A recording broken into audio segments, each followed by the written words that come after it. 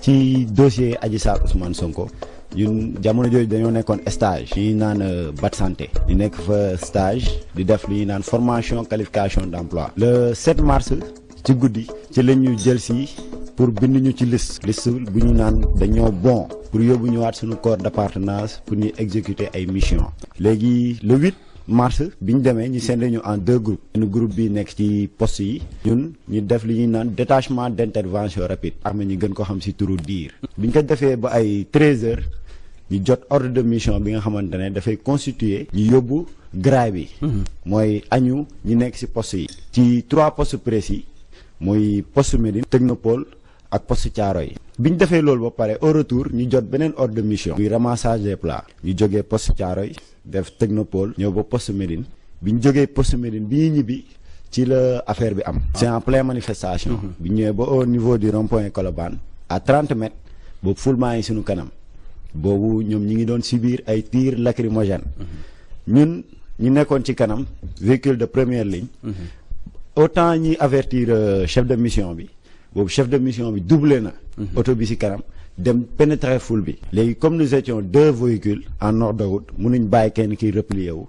Le chauffeur a obligé de se mettre sur l'ordre de route. dugg ci biir foule bi comme chef de mission. bi ñu duggee foule bi tamit arrêté ñu comme ñi ngi subir ay tirs lacrymogènes. te gendarme yi suñu séenee dootuñ dóorati ay lacrymogènes. léegi ful bi taxaw ñi ngi yuuxu libéré Sonko. Bon comme man maa ngi nekkoon ci tuuru ram bi suñu oto boobu mooy ram maa ngi nekkoon ci tuur bi mënumaa génn mënumaa jóg pour ñeneen ñi génn ñu jot ordre bi mooy lan ñu ranger suñuy armes. soo xoolee ci vidéo bi amul benn militaire bu tee arme am ñëpp ñi ngi ranger seeni armes loolu ordre bu ñu jotoon. nous étions lourdement armés mooy ku nekk ngi woon sa arme individuelle. nous n'avions pas des armes collectives. loolu la ñuy wax ram. léegi nous étions pas lourdement armés mooy lan comme nous avons des armes collectives et autres. boobaa c'est en ce moment qu'on dit que nous sommes lourdement armés. mais ku nekk ngi woon ak sa arme individuelle. léegi bi loolu amee bon ñu ne ñu nañ calmer foule bi. ñi calmer foule bi bon ñun tey ji ku xam militaire nga xam ne xamul maintien de l'ordre pour ñu mën a continuer dem parce que boobu yéeg nañ suñuy capot auto yéeg jàppandu ci buntu yi te wóorul oto boobu dafa diis. ku mu yéeg rek c'est la mort. léegi bon comme chauffeur bi mënul situé wu mënul xam fu muy jaar. heure boobu noonu man j'étais obligé que comme rangé naa sama arme ma taxaw ci kaw arme bi. calmer foule bi parce que tey ku xam militaire ray la ñu xamee. amuñu ay maintien de l'ordre ay négociation noonu. kon tey jii man su ma demee ba gis population sénégalaise. ma xamante ni ñii c'est pas mon ennemi. que dans les textes amul fenn fu ñu ma jàngal que la population sénégalaise c'est mon ennemi. musuñ ma ko jàngal. que ma population que je dois protéger. que c'est celle que je dois me retourner pour tirer envers eux. bi loolu amee. ñi calmer foule bi. ma def sama acte boobu noonu. parce que Sénégal ku leen xam tey jii ak seen bëgg soldat. am na gestes yooyu def. dañuy kontaan bu bàyyi lépp lu ñu meroon. soo xoolee foofu y avait des entreprises publiques privées yoo xamante ne tey bavure su amoon entreprises yooyu noonu mën nañ leen saccager. léegi bi ma defee acte bi ma calmer leen. waaw maa ngi leen naan calmez-vous ñoom ñi ngi yuuxu. Sonko libéré Sonko ma naan leen calmez-vous. léegi bi loolu amee calmez-vous noonu ba gars yi baañu ñu mën a romb. ñu romb ñibbi beleer. tey jii bon dama gis ni que c'est pas la peine d'utiliser des armes. ou bien de vendre que je suis militaire ou bien quelque chose d'autre devant la population sénégalaise. population boobu noonu sama population la population président de la république la population Ousmane Sonko la population ñëpp la. tey jii foofu waruñu faa utiliser arme. moi j'ai vu l'idée de saluer la population jox leen loxo. ni que ñun ak yéen ñoo far. je peux continuer ma mission sans qu'il puisse avoir aucune bavure entre militaire et civil. def naa ko mu jàll. ñibbi on a pu ramener toute la troupe sain et sauf ba camp ba. léegi bi ñu yeggee ñu defaat li ñuy naan DIR mooy détachement d'intervention rapide. ay 20 heures chef de mission bi yeewuñu nañu bon mun ngeen dem sangu vous vous mettez en condition moom la ñuy wax remec pour d'éventuelles missions. léegi bi ñu defee loolu bon ay 22 heures ma jot appel permanencier bi benn sergent chef mu ne ma Kanté faa nga ñëw wuyu ci poste police bataillon. ma ne ko amul problème.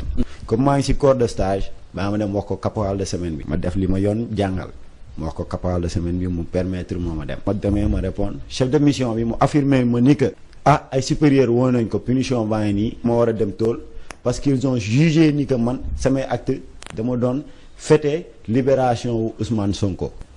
noonu la demee. léegi bi ñu defee loolu. boobu c'était un motif verbal. léegi bon mu ne ma demal nga préparer say bagages da ngay dem tool. léegi comme yoon dafa am ma delluwaat sama bataillon de stage. expliqué leen. ñu ne ma ok léegi comme guddi na demal nga exécuter ba suba dinañ xool lu ñuy def. ci laa dem ranger sumay bagages jël sama tenue tolaar ranger samay ramjeuse dem wuy ji tool. ñi bindal ma punition bu 8 jours. bi ma duggee le 8 mars. maa ngi dugg tool ay 22h. bi ma duggee tool le lendemain. lañ ma indil li ñuy naan compte rendu de punition. léegi ci compte rendu de punition boobu noonu. 8 jours lañ ci bind. mais jotuma dund 8 jours de prison. j'ai fait 25 jours de prison militaire. sans aucune autre notification. ci biir motif boobu ñu ngi si naan malgré les multiples rappels de neutralité des forces de défense et de sécurité. le premier CST Kanté s'est littéralement donné en spectacle avec des gestes éloquents devant une foule en liesse.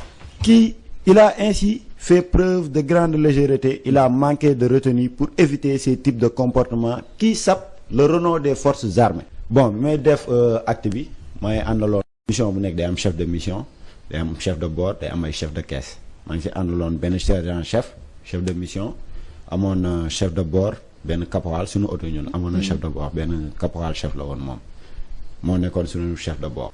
man am naa ay enregistrement appel officier armé bu ma affirmer ni que carrément punition bi il devait y avoir un bouc émissaire ñu couper benn tête pour mun a wane ni que armée dafay sanctionner ku def loolu. pourquoi Ousmane Sonko. c'est sur le dossier d'abord. ci dossier boobu lañ doon dem intervention. premier motif verbal bi ñu ma wax. mooy permanence bi monté woon bi ma doon yóbbu tool. sergent chef la moom daf ma ne carrément ils ont jugé que moi acte yooyu ma doon yëkkati sama loxo di ko wàcc. que man. J'étais en train de mon contentement sur la libération de Ousmane Sonko qui est formation qualification d'emploi boobu nag stage boobu laa doon def je faisais une formation qualification d'emploi en aide infirmier par santé ñun tey ji armée amul fenn fu ñu jàngal li ñuy naan maintien de l'ordre te deux circonstances yi tax ba man ma def acte boobu si ram bi place bi ma taxawoon on peut dire que comme gars yi ni ñu koy waxee j'étais au mauvais endroit et au mauvais moment. fi ma taxawoon il fallait que ma bouger pour caporal bi mën a génn xam situation bi ce qui se passe. et puis le 30 avril bi ma jeexalee sama service actif. soldat sénégalais bu def durée légale am servir ko am félicitation même verbale dans ces théâtres d'opération nga libéré ko sans bonne conduite avec un CP nga jox ko CP bi nga xamante ne il est deuxième de sa promotion avec une moyenne de 17,37 mention très bien.